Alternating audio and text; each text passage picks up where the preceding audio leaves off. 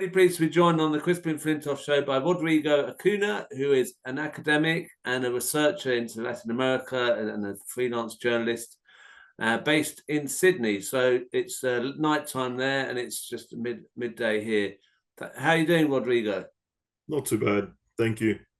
Well, look, I'm really grateful that you could come on because we had a discussion last week about the Venezuelan election, the presidential election result. Lots of issues were raised then and have since been new issues have come up. And I thought it'd be great to speak to you because you've got this film that's out. I'll just play a trailer of it so people can see what it's about, and then we can discuss the issues that are raised in there that are relevant to what's happening at the moment. The United States has always been hell-bent on overthrowing the Bolivarian government, right? From day one, or at least when they realized that Chavez was not going to be kind of a useful puppet like all his predecessors. The country was always plagued by tremendous poverty and inequality. And then Chavez comes into office and he wins because he is seen as somebody who could possibly try to reform a system that was horrifically unjust.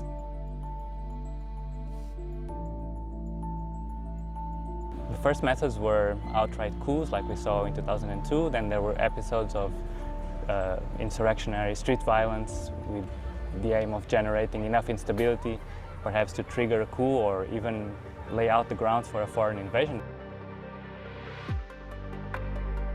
There have been some successful assassination attempts of lower-ranking people. There was the deputy who was killed a couple years ago, who was considered kind of the next Hugo Chavez, and he was killed by Colombian paramilitaries, which the U.S. has been backing.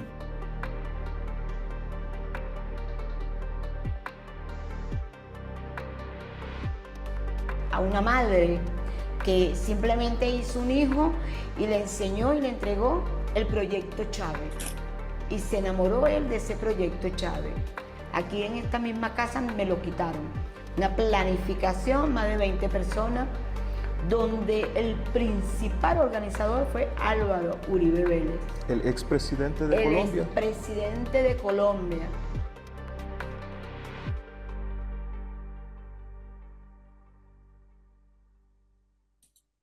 There you can see Venezuela, the cost of challenging an empire. So can you tell us where we can see that film? And it's out now already, is it? We are going to premiere the film at the end of September 21st in Sydney, and then we're going to do some screenings around Australia, and then we are certainly planning to do some more screenings around the world, and hopefully I think by the end of the year we'll probably upload it onto a platform where people can actually purchase the film for a very moderate price. Right. It looks fantastic, and well done in making that. I mean, there's such a lot of misinformation about Venezuela that we need that to be addressed in a very polished way, in the way that you've done. And it looks like you've got there. I'm sure, I haven't seen it yet, but I'm saying on the basis of that, it looks fantastic.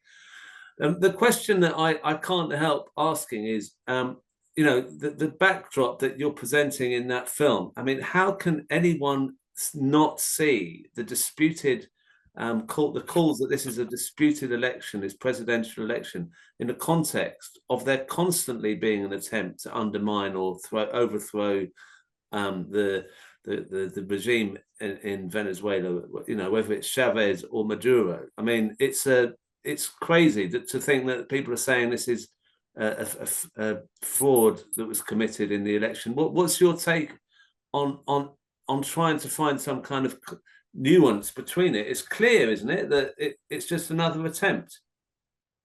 It's clear if you understand the backdrop of how the opposition have behaved in Venezuela for the last 20 years. That will be clear to you if you understand that there was a violent coup d'etat in 2002 that was supported by the United States. It will be clear to you if you understand that the oil sector, the management of the oil sector, PDVSA, the state oil company, went on strike, specifically with the intentions of bringing the Chavez government down. It will be clear to you, if you understand, that when the opposition believes it will poll well, when the opposition believes it can win or come close to winning an election, they present themselves. But when they think they're going to perform poorly, they simply don't present themselves. It will be clear if you understand that Sumate, for example, Marina Corina Machado's organization, her political organization, if you understand that the United States has been funding that organization for many, many years, you will understand that a section of the Venezuelan opposition, not all of them, but a section of them, a very important section, the most important section, are funded by the United States, and they have been hell-bent on overthrowing Chavismo by any means necessary. So if you understand that context, and you understand that every other election which they have come or they've performed well, they've then have cried electoral fraud, then none of what's happening now will surprise you. There are certain dynamics which are somewhat different, but in a broader sort of historical context, the opposition is behaving the same way they have been behaving for the past 20 years. And it's the same thing with the United States. The United States has almost an inability, an innate inability to come to terms with left-wing administrations in Latin America. It can negotiate with some, it can deal with some, if those governments are willing to budge on certain key issues.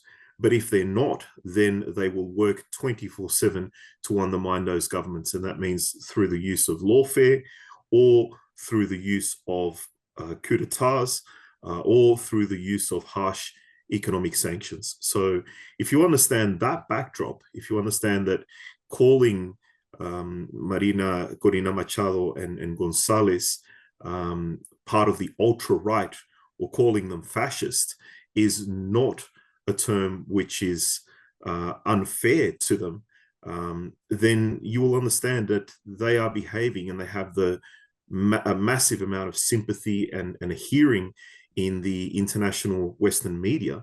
Then you will understand that nothing different has really fundamentally occurred during this election. I mean, the opposition that you mentioned, I mean, the idea that their freedoms are being restricted, that they can't, she can't stand, she'd be in jail. If there was someone in this country who was calling for another country to come in and was calling for sanctions against this country, she'd be in jail in the United Kingdom. And there's no question of that. It looks like Maduro's gone out of his way to not be harsh and authoritarian, which is what he's accused of. Would you say that's a fair assessment? To understand why many of these political actors in Venezuela, these ultra-right-wing political actors, have been allowed to operate for so long in Venezuela, you have to understand that Chavismo, first under President Hugo Chavez and now under President Maduro, they've taken the position, the opinion and the position to allow these political actors to expend their political capital. Let them make all the accusations they want to, let them embarrass themselves, and they often do embarrass themselves in front of the Venezuelan public, and then they will fizzle out. They will get funding from the United States. They can even obtain recognition from the United States, as Guaido did from 2018, 2019 onwards.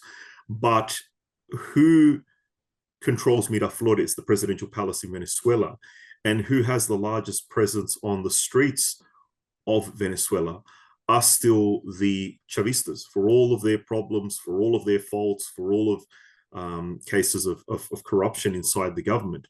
The government has still, or is still perceived by a significant, or the majority of Venezuelans, as a government that is representing their interests, despite over 900 US sanctions since 2014-15. The Maduro administration has continued to invest in public infrastructure.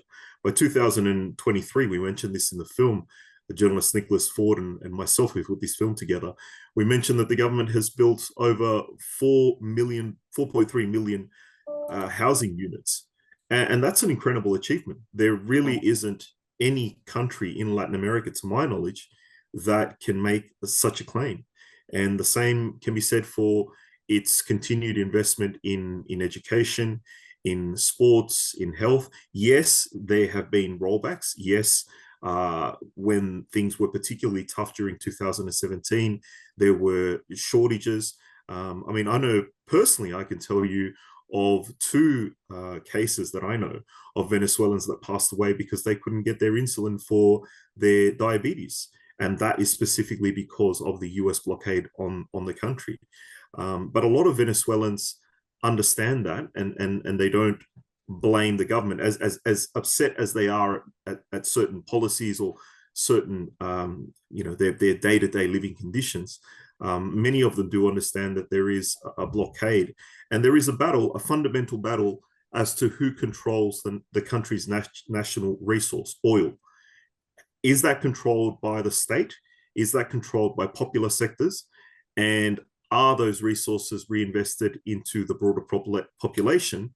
Or is that oil company controlled by foreign interest? And do they go back to almost 100 years where Venezuela saw very, very little development, and you saw a small elite who enriched themselves due to that oil business? There's so many things to talk about there. I mean, the electoral system, just to go back a little bit, the idea that you have to have fingerprints, that you go through, where you have an electronic ballot and also a paper ballot.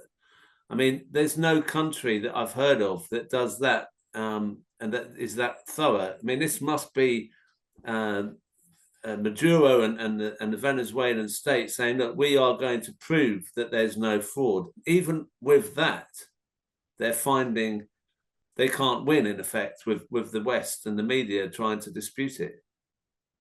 Well, they can't win because they don't control the narrative. The narrative is controlled by the corporate press in the Western world. And if you're not literate, if you don't have media literacy, then you're not going to understand that. You're not going to understand that a country where popular sectors, where popular forces have managed to win office and then put forward a program which defends the interest of the majority of Venezuelans, not the minority of them, then you're not going to, if you don't have that media literacy, you're not going to understand how the country, how the politics of the country actually work. I mean, I can tell you, having traveled to and lived in Venezuela, I've traveled to Venezuela easily over 7-8 times, and I've actually lived there for several months. I can tell you that the journalists that I've run into from major papers, most of them don't speak a word of Spanish. I mean, maybe they can order a beer and some food at their 5-star hotels, but they can't actually converse with average Venezuelans. So what they'll do is they'll hang out at the wealthier parts of Caracas. They'll speak to Venezuelans of the opposition and who are fluent in English. So they will get their perception, and that's what they report. I mean, The Guardian had a journalist who was in Caracas for over 6 years, and I read his book quite carefully, and he failed to mention almost anything that the government had done. And there is a reason why Chavismo continues to win. As I said before, its investment in programs, in housing projects, in education, in health, in sports, in trying to, and they certainly have failed at this task. It's not something that can be achieved within a 20-year process, but they have tried to diversify the economy. And I think it is fair to say that they still haven't managed to diversify the economy, but they have attempted to do that. They have attempted, and where they have failed, in the areas that they have failed, there are other areas that they have succeeded, or they've had many successes which average Venezuelans have been able to benefit from. I mean, I remember many years ago, I used to have I used to train with a Venezuelan, and he was very much against the political system. And I said to him, I bet you that within a few years, under the Bolivarian Revolution, your country is going to win more medals at the Olympics in almost 20 years than they had since the Olympics commenced. And I had a look at the tally, and they were very close. And the last time I looked at the medal tally, they had actually surpassed it. So the Venezuelan athletes at the Olympics have done better under 20 years of the Bolivarian Revolution than they did, going back to when the Olympics commenced. I think it was in Paris, the late 1800s or earlier 20th century. And so that's an indication. And that achievement, there's only one other country in Latin America which has a broad, comprehensive sports program that allows children from any socioeconomic strata to be able to join a team and then have investment so they can perform at the highest levels. And that's the Cubans. The Cubans have a program which is well funded, it's broad, and if you have the talent and you have the capacity to work hard, you may well end up at the Olympics representing your country. Most Latin American countries can't say that. They simply don't have these programs. Many of them will play football. That's their number one sport, and they might invest a tiny little bit in one or two other sports, but they don't excel in a broad range of sports. And that's because the investment isn't there. The state infrastructure to invest in athletes is not there. So going back to average Venezuelans, a lot of average Venezuelans understand that. And again, they will tell you that times are tough. They will make criticisms of their government. But the section of the opposition which continues to be supported by the United States, the section of the opposition which continues to be funded by the United States, is the one that talks about reprivatizing as much possible of the economy. It talks about privatizing the state oil sector. Interestingly enough, there's a scholar that's lived in an American scholar that's lived in Venezuela for easily over 30 years, Steve Elner. He wrote a very interesting paper in Latin American Studies Journal a few months ago, looking at the other members of the opposition. And the other members of the opposition were very much, seriously anti-Chavista. But there was a difference in that they had started to make concessions in terms of, should they win office, certain programs that the government has in place will remain. That is not acceptable to the United States, because that is a concession towards Chavismo. If you concede that the national oil company should be part of the state and the state should control it, that's an ideological and it's an economic concession to Chavismo. So that opposition, we don't hear about that opposition. We don't hear about the other 8 candidates that presented themselves. Out of those 8, 7 of them presented their evidence, the records, so their voting records, to the Supreme Court. They participated in the process, but we don't hear about them. The ones that matter are Gonzalez and Maria Corina Machado, because they're the ones that are backed by the United States. Right. I mean, there's a question I'm not sure about. Maybe you can help on this. When Barack Obama decided to put sanctions in to Venezuela, what was the justification that he gave for that? The justification was that Venezuela posed an unusual threat to the United States. What does that mean? An extraordinary threat to the United States. So an extraordinary threat is a threat that is military, it's economic, it's laughable. The president of Uruguay at the time said that if you believed that declaration, you literally have to be insane. It was completely laughable. But if you go back in history and you've been following the politics of the country, you'll know that Venezuela started to have clashes with the United States almost immediately once Chavez came to office. I mean, even before he took up the presidency, Chavez publicly said that he was going to travel to the United States. He was going to meet with the US president, Bill Clinton at the time, but he was also going to stop in Cuba, and he was going to meet Fidel Castro because he disagreed with US foreign policy towards Cuba, the blockade on Cuba. And apparently there were phone calls that were made. There was a lot of pressure that was put on him not to travel to Cuba. And he ignored that pressure. He still went to Cuba. He met with Fidel Castro. And so the way the United States retaliated was that there was actually a meeting between Chavez and President Bill Clinton, but there were no photographers allowed. So, they still conversed, but they almost knew that if he was going to take an independent line on foreign policy, this guy was going to be a problem. And fast forward just a couple of months later, numerous issues begin to take place. So, for example, Venezuela's position towards the civil war in Colombia was that Plan Colombia, a massive counterinsurgency plan funded by the United States to wipe out the leftist guerrillas, his position was that that was ineffective in the long run. It was going to be ineffective, that it was inhumane in the terms of the number of people that were being killed. And he said, look, what our government's position is that there should be a negotiated peace settlement between the guerrillas and the Colombian government. That's what actually ended up happening in 2016, thanks to the participation of the Venezuelan government in those negotiations. But that, back to the early 2000s, that was a problem for the Clinton administration. They saw that as unacceptable. So what Clinton did was the replacement parts for Venezuela's US-made fighter planes. I think they had a series of F-14s, F-15s, maybe even F-18s at the time. I'd have to look at those details. But the replacement simply never arrived. So basically that made their sections of their Air Force ineffective. And then they had to start looking for other international companies and countries to negotiate with.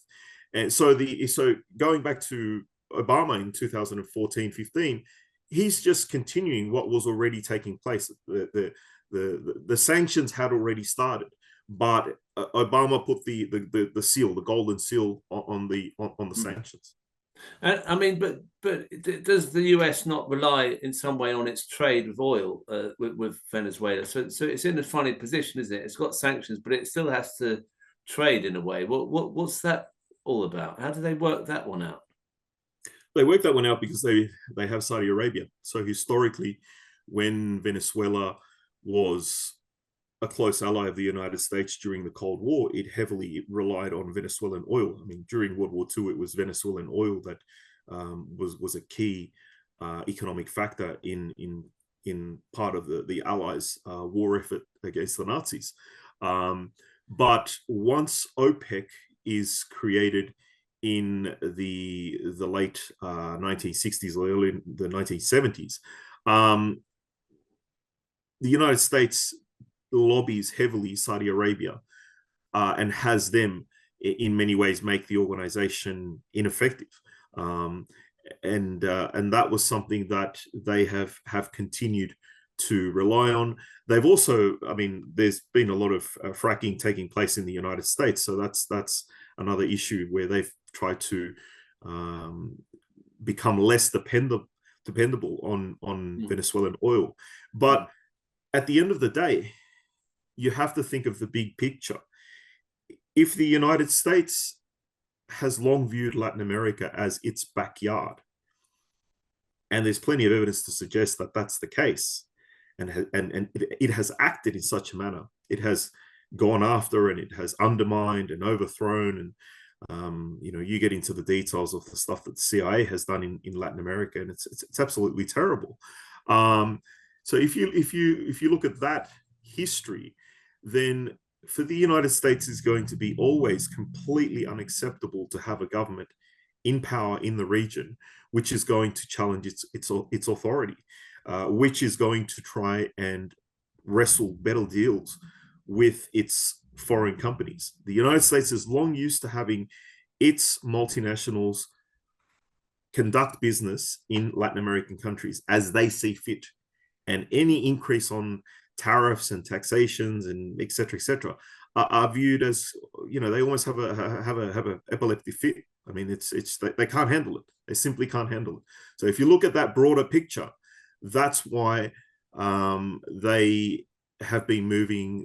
has been moving towards trying to destabilize governments in Venezuela and overthrow them. I mean, let's go back to Cuba. Let's look at what Cuba represented.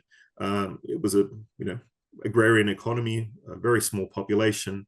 The United States could very well afford to lose Cuba economically because it wasn't a major factor. But politically, that was not going to be the case. So that's why, Cuba's now over 60 years enduring very harsh US economic sanctions. And the same can be said for Venezuela. It's incredible Cuba's been able to be so resilient for that long. I mean, moving on a bit to what's happened in the past couple of weeks, the Supreme Court ruled that the Venezuelan Supreme Court ruled that the elections were valid, the result was valid. However, that hasn't stopped the United States questioning that and saying, oh, well, the Supreme Court would say that. I mean, as if it's just, every other country, if there's a Supreme Court, they'd accept something, but they just say, well, they're just under the thumb of Maduro, so it doesn't make any, they don't accept that. But this is what the president of Chile said. This is a quote. It hadn't even been 45 minutes since the declaration of Nicolas Maduro's contested victory in the July 28th presidential election when Chilean President Gabriel Boric posted on X, the Maduro regime must understand that the results it publishes are difficult to believe. 10 days later, Boric said anew that he had no doubt that the Venezuelan president had attempted to commit fraud. Contrary to what was expected of the radical left from which he hails, Boric did not recognize Maduro's election, although he also refrained for the time being from recognizing that of Edmundo Gonzalez, the opposition candidate. Gonzalez called for a worldwide demonstration on August the 17th to ratify his victory, as he also claimed. Anyway, the point is, Boric, it says there, is expected to be from the radical left. I mean, can you tell us, because that, and he's also been used. His standing out and standing up and saying I don't agree with this election being valid, has been used by the enemies of Venezuela to say, look, it's even a left winger is saying Venezuela's election result is dodgy. Can you tell us why he might have said that and give some insight into who Boric is? So Boric comes to power on a wave of mass discontent in Chilean society against a whole series of free market economic policies that were put in place in the country after the US-backed coup d'etat of General Augusto Pinochet in 1973. And despite the fact that the protests were so large and the protesters suffered an incredible amount of state violence, for 2 weeks, martial law was declared, and the streets of Chile saw the military on the streets for the first time since the coup d'etat in '73.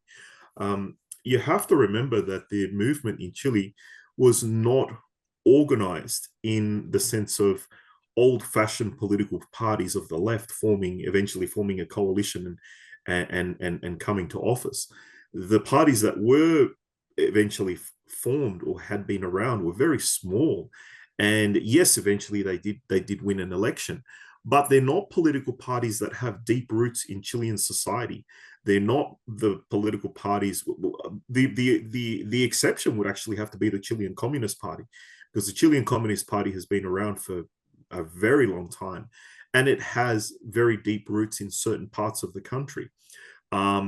But the other parties, that simply wasn't the case.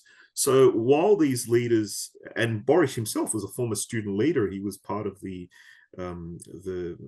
whole series of student demonstrations that took place starting from about 2006 onwards. you have to remember that these leaders will only push as far as their base demands. So if their base is not organized, as was the case during Allende's government, then one thing is to be upset at having to pay for a privatized transport system, a privatized public education system, a privatized, or actually I should say, a hike in the transport system. The transport system in Chile is still state-run, but there are many sectors of the economy which have been privatized, and Chileans, rightly so, have been very upset about that. So Boric comes into office on this wave of discontent, but the ability of people to continue to put pressure on his government, it simply hasn't been there. So Boric has started to go weak at the knees on many policies. And one of the policies, on this issue, he's never actually even been pro Venezuela. There are a large number of Venezuelan refugees and migrants in Chile. There is certainly a lot of xenophobia in Chilean society, so those Venezuelans are not well looked upon. And because of the structure of the Chilean media, to even talk about Venezuela or Cuba is, you can't have a rational conversation about those two countries. You just have to say that they are communist boogeymen, and that's it. The discussion ends there.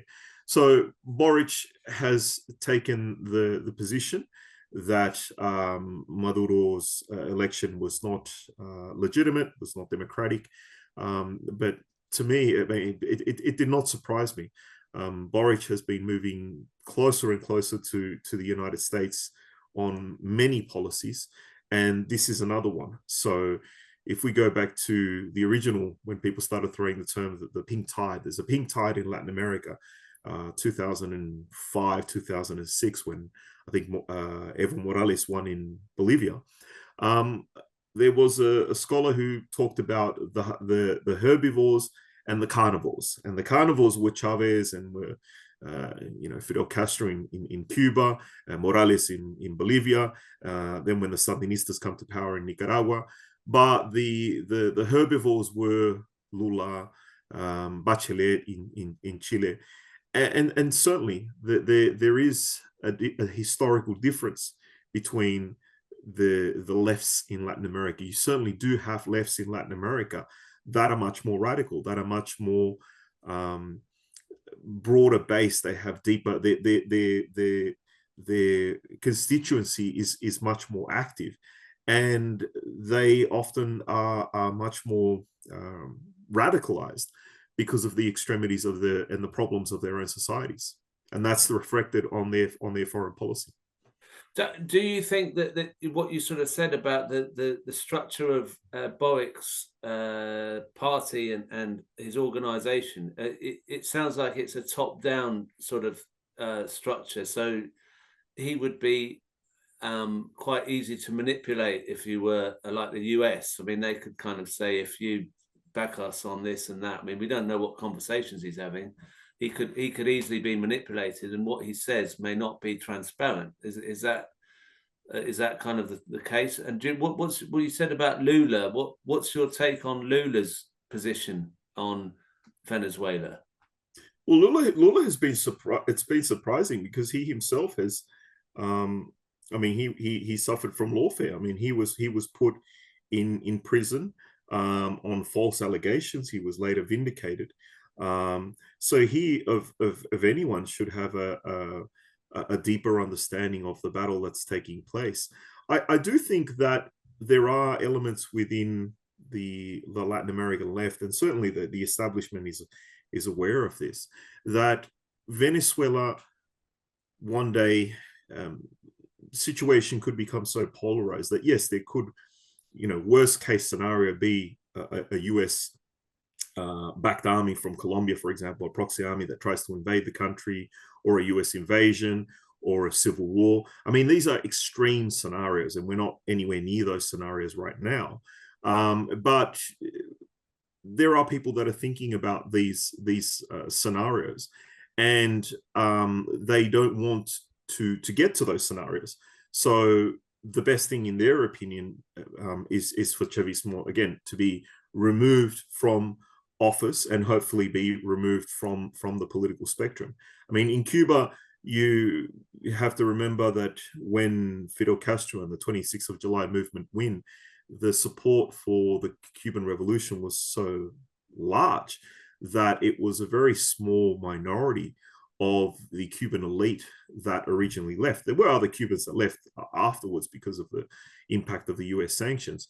But the Cubans that left were predominantly of European heritage. They were a minority. They went to Miami. They were wealthy. They established themselves in Miami. And then you had this whole, polarization between the pre-Batista supporters and those who were with the Cuban Revolution. And some people, I think, would be thinking, well, is Venezuela going to get to that boiling point? Is it going to get to that point where there is a major crisis, whether it's a civil war, whether it's a proxy army that tries to invade? I mean, in the documentary that journalist Nicholas Ford and I made, I actually traveled to Chuao, which is a fishing village in Venezuela, where the US mercenaries arrived, attempted to invade. They were captured by local fishermen. So there's a long line of scenarios and evidence where the United States, and again the ultra-right inside Venezuela, have been pushing for a cataclysm, for something large to happen, with the objective of obviously overthrowing Chavismo. I mean, that would be. I mean, the other thing I'm interested in is the BRICS issue. I mean, with Brazil being obviously the B of BRICS, would that not be to the advantage of BRICS to support Venezuela? Because with the oil reserves and the other reserves of natural resources, I mean, that would be a fantastic bonus to BRICS, wouldn't it? So it should actually be BRICS with a V at the before the S. Yes. But again, the dynamics of politics inside Brazil. I was reading one analyst that he said that with the case of Brazil and Colombia, you can't really talk about those governments having effective control over their Ministry of Foreign Affairs. I think that's certainly the case with Colombia when you look at the who's the head of the Foreign Affairs Ministry in Colombia. But yes, in the long run, there are going to be benefits if Venezuela integrates itself into BRICS. But the problem with these sorts of projects is that they require a very large vision, and they require a lot of political stamina to be able to fight these battles, because these battles are very, very difficult. I mean, that's the reason why so many national elites in Latin America, some people would say gave up, some people would say they were never even really interested in national development in the 60s and 70s. But I think it's fair to say that for a very long time, most governments in Latin America have not tried to diversify their economies and independently assert themselves, because they know what's at stake. They know what's, who the actors are, and the risks they're going to take. I mean, in many Latin American countries, if you are overthrown, if you leave office, I mean, you could very well be the victim of a very violent coup d'etat, and that means you're not going to enjoy your retirement pension as the former president of whatever country. It means you're dead. And I think the Chilean left was certainly very traumatized after the coup d'etat of 1973. I mean, extremely traumatized. It was just a cataclysm for them, and many generations have understood that. I mean, why was Hugo Chavez able to carry out the policies that he was able to carry out? Well, he was from the military. Venezuelan military did not have heavy ties to the United States. There wasn't a massive rebel movements inside Venezuela as in, say, Guatemala or Nicaragua or El Salvador. So Chavez had that military background and had the military backing. They saved him in 2002 when the coup d'etat took place.